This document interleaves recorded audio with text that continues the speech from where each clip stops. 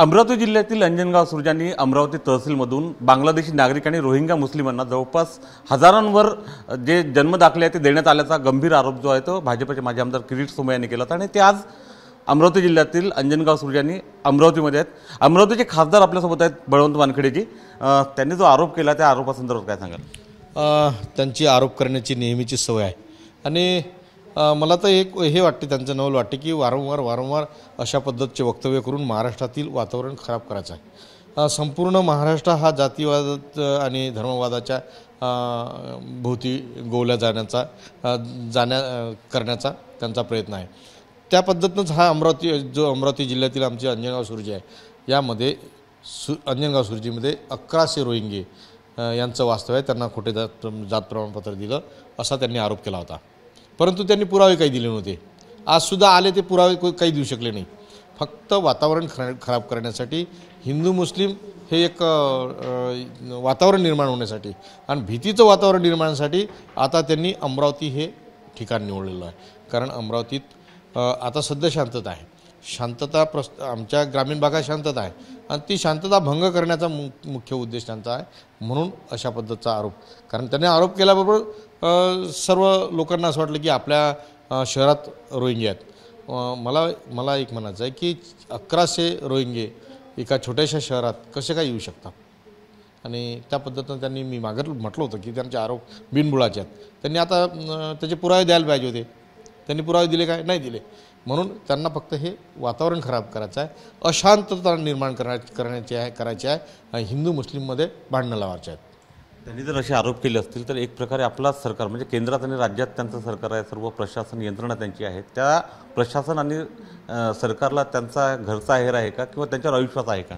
त्यांच्यावर म्हणजे याचाच अर्थ आहे की जे आज गृहमंत्री आमचे देवेंद्रजी फडणवीस साहेब आहेत त्यांच्यावर विश्वास नाही। जर इथं 1100 रोहिंगे असते तर आतापर्यंत यांच्या गृहमंत्र्यांना काय केलं, पोलीस यंत्रणा काय करते, त्यांनी शोधायला पाहिजे होते ना आतापर्यंत। एका शहरात एवढे लोक मोठ्या प्रमाणात वास्तव्याला आले आणि त्यांना अशा पद्धतीचे दाखले देण्यात येतात तर त्यांचं गृहविभाग झोपे गेलं होतं का आहे? म्हणून माझा सुद्धा त्याच्यावर सुद्धा प्रश्न आहे। गृह विभागावर माझं प्रश्नचिन्ह आहे। त्यांची अकार्यक्षमता हे त्यांनी अधोरेखित केली किरीट सोमय्या यांनी।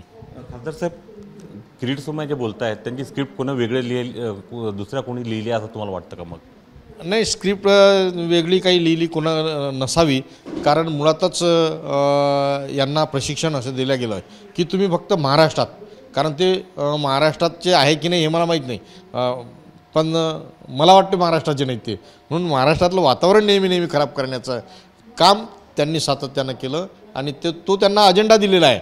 भ्रष्टाचार, कोणाचे कुठलेही आरोप किंवा काही, हे आता वारंवार एवढ्या दिवसाचे आरोप करू राहिले उद्धव साहेबावर, ट्रकभर पुरावे आहेत, हे आहे ते आहे। काय पुरावे कधी त्यांनी दिले का आतापर्यंत? काय झालं परवांच्या यांच्या पुराव्याचं, त्या रिसोर्सच्या पुराव्याचं? म्हणजे फक्त अस्थिर करण्याचं, महाराष्ट्र पूर्ण अस्थिर करण्याचा त्यांचा वारंवार प्रयत्न आहे आणि तो या निमित्तानं ते करत आहे। शेवटचा प्रश्न विचारतो, खुल्या व्यासपीठावर किरीट सोमय्या यांना जाहीर चर्चेचं आव्हान देता या मुद्द्यावर? हो, जाहीर। कारण मी हे बघा, जे दाखले दिले ते तहसीलदारांनी दिले आणि तहसीलदारांसोबत मी चर्चा केली। तहसीलदारांनी सांगितलं की माझे जे दाखले आहेत ते मी सर्व पुराव्यानुसार त्यांचे पुरावे घेतले, त्यांना वारंवार नोटिसेस दिल्या, नंतर पेपरची जाहिरात दिली। हे सगळं करत असताना ते दाखले हे करून सगळं त्यांना दाखले दिले आणि ती दाखले तसे नाही दिले तर दिले, पण मला खात्री आहे की त्या शहरात एक जरी रोहिंगा असता तरी तो आतापर्यंत निदर्शनास लक्षात आला असता। आणि मग मी मुळात हेच म्हणतो ना की एवढे रोहिंगे आले तर गृहविभाग काय करतो? गृहविभागाचं लक्ष पाहिजे होतं ना। म्हणून मी चॅलेंज देतो की तिथं अशा पद्धतीचं कुठलंही रोहिंगे किंवा काही असे कुठल्याही प्रकारचे खोटे दाखले दिले गेले नाहीत। अशा प्रकारची कोणतीही घटना अंजनगाव सुरजी किंवा अमरावती जिल्ह्यात कुठे झाली नाही, फक्त वातावरण खराब करण्यासाठी माजी खासदार किरीट सोमय्या हे प्रयत्न करीत असल्याचं आपलं खासदार बळवंत वानखेडे यांनी स्पष्ट केलं आहे। कॅमेरामन अमोल देशमुखचा उमेश अलोणे, एबीपी माझा, दर्यापूर, अमरावती। एबीपी माझा, उघडा डोळे बघा नीट।